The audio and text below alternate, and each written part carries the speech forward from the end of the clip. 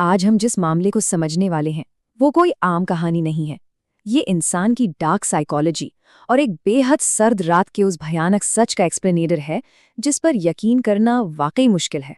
बात है 13 और 14 दिसंबर 2024 की दरमियानी रात की। कानपुर के शिवराजपुर इलाके का एक शांत सा गांव। बाहर कड़ाके की ठंड पड़ रही थी और एक परिवार शादी की खुशियों में डूबा था। लेकिन उस रात कुछ ऐसा हुआ जिसने पूरे गांव को झकझोर कर रख दिया।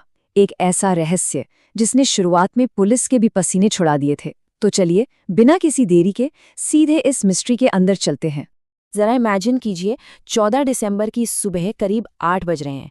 एक परिवार रात भर की शादी के जश्न के बाद हंसी खुशी अपने घर लौटता है। वो अपना ही दरवाज़ा खटखटाते हैं, लेकिन अंदर से कोई जवाब नहीं आता।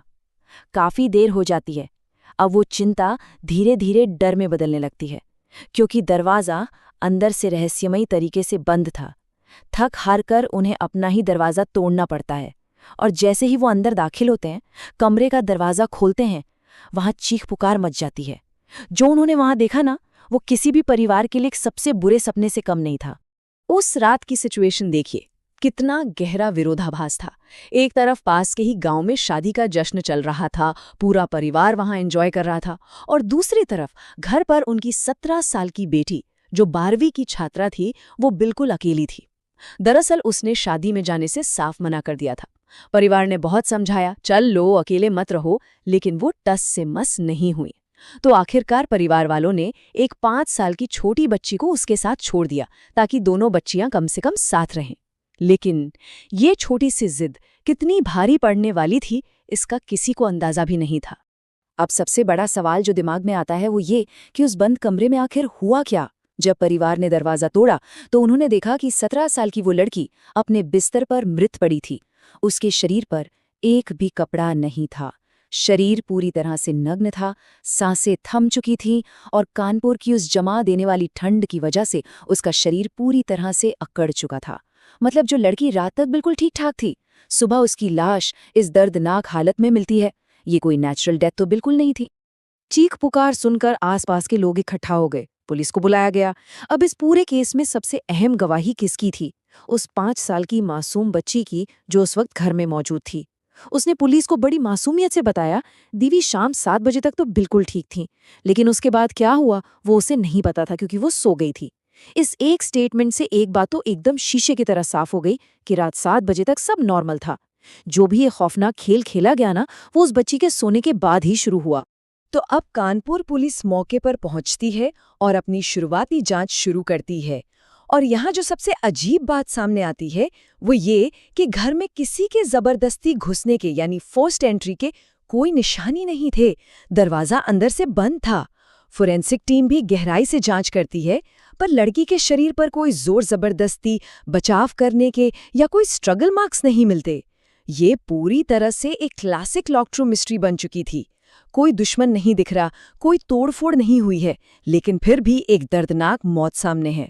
पुलिस सच में एक पल के लिए पूरी तरह उलझ गई थी। लेकिन फिर इस कहानी में एक बहुत बड़ा ट्विस्ट आता है। पुलिस का इन्वेस्टिगेशन, जो अब तक एक रैंडम ब्रेक इन लग रहा था, वो एक बहुत ही भयानक सच की तरफ मुड़ जाता है। फॉरेंसिक टीम जब कमरे के कोने कोने को खंगालती है ना, तो उन्हें कुछ ऐसे सुराग मिलते हैं जो इस पूरे केस की दिशा ही पलट कर रख देते हैं। ये सुराग साफ साफ चीख कर बता रहे थे कि हत्यारा कोई अजनबी नहीं था, बल्कि वो कोई ऐसा था जिसे उस घर के अंदर आने की परमिशन खुद दी गई थी। कमरे की छानबीन में जो मिला वो वाकई चौंकाने वाला था। वहां से कुछ सेक्सुअल एनहांसमेंट्स यानी शक्तिवर्धक गोलियों के खाली रैपर मिलते हैं, और सिर्फ इतना ही नहीं, वहां इस्तेमाल किए गए सेफ्टी पैकेट्स भी बरामद होते हैं। और जब बॉडी का पोस्टमार्टम होता है तो रिपोर्ट में एक और झकझोर देने वाला सच सामने आता है। लड़की की मौत से ठीक पहले उसके साथ शारीरिक संबंध बनाए गए थे। अब पुलिस 100% श्योर थी कि कातिल कोई बाहर वाला नहीं है, वो इस लड़की का कोई बहुत करीबी या परिचित ही है।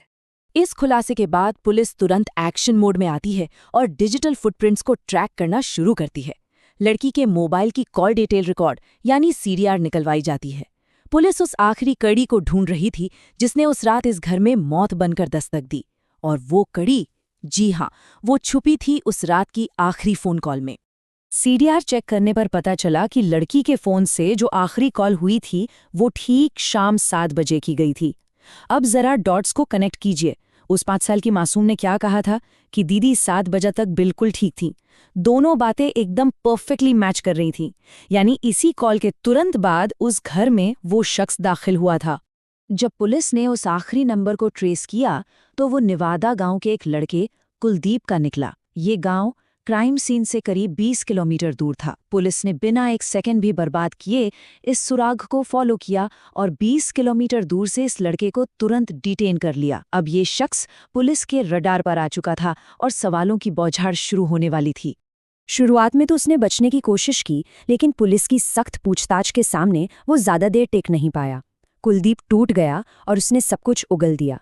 उसने जो बताया वो सच में रोंगटे खड़े कर देने वाला था। उसने कहा कि वो दोनों पिछले 3-4 महीनों से रिलेशनशिप में थे और उसी दिन उस लड़की ने खुद उससे बताया था कि रात को घर पर कोई नहीं होगा। अब जरा इस टाइमलाइन पर गौर कीजिएगा, ये बहुत विचलित करने वाली है। शाम 7 बजे कॉल होती है, रात 8 बजे कुलदीप 20 किलोमीटर ट्रैवल करके वहां पहुंचता है। 5 साल की बच्ची तब तक सो चुकी थी। फिर कुलदीप उन शक्तिवर्धक गोलियों का इस्तेमाल करता है और वो बेहद क्रूर हो जाता है। सबसे भयानक बात यह है कि कानपुर की उस कड़ाके की ठंड में रात 8 बजे से लेकर सुबह 3 बजे तक पूरे 7 घंटे उसने उस 17 साल की लड़की को एक भी कपड़ा नहीं पहनने दिया। इस अत्यधिक ठंड और अंदरूनी चोटों की वजह से वो हाइपोथर्मिया का शिकार हो गई और रात करीब 3:30 बजे उसने तड़प तड़प कर दम तोड़ दिया। जब कुलदीप को लगा कि लड़की की हालत बिगड़ रही है, शरीर ठंडा पड़ रहा है, तो एक्चुअली उसने उसे बचाने की एक नाकाम सी कोशिश की। उसने कमरे में चूल्हा जलाया ताकि शरीर को थोड़ी गर्मी मिल सके, लेकिन तब तक बहुत देर हो चुकी थी। हाइपोथर्मिया अपना काम कर चुका था और जब इस कायर को ये एहसास हुआ कि लड़की मर चुकी है, तो वो उसे उसी हालत में, उसी सर्द रात में छोड़कर वहां से चुपचाप फरार हो गया। अब इस पूरे मामले का कानूनी पहलू देख लेते हैं। देखिए, भले ही वो दोनों रिलेशनशिप में थे, भले ही लड़की ने उसे खुद बुलाया था, लेकिन कानून की नज़र में एक 17 साल की लड़की नाबालिग होती है और एक नाबालिग की सहमति की कानून में कोई वैल्यू नहीं होती, वो पूरी तरह से अमान्य है। इसी वजह से पुलिस ने कुलदीप को तुरंत गिरफ्तार किया और अब वो रेप और सख्त पॉक्सो एक्ट के तहत जेल की सलाखों के पीछे है, अपनी कड़ी सजा का इंतजार कर रहा है। तो ये था आज का एक्सप्लेनर। ये केस सिर्फ एक क्राइम नहीं बल्कि एक बहुत बड़ी चेतावनी है कि बंद दरवाजों के पीछे क्या चल रहा है, इसका अंदाजा लगाना कितना मुश्किल हो सकता है। क्राइम और मिस्ट्री की ऐसी और कहानियों के लिए इस चैनल को लाइक, शेयर और सब्सक्राइब करना ना भूलें। जुड़े रहिए ताकि ऐसी ही हकीकत हम आपके सामने ला